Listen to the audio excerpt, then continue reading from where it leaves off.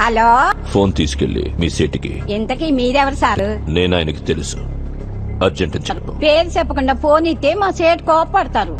ఏయ్, బాయ్ నుంచి ఫోన్ అని చెప్పు. ఎవరికి బాయి?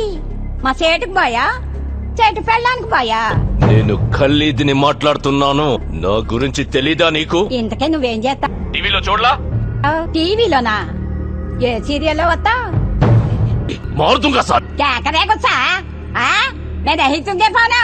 సరే, మీ సేట్ ఇంట్లో ఉన్నాడా? ఇంట్లో లేడు, బయటకెళ్ళాడు. కార్ బయట ఉంది.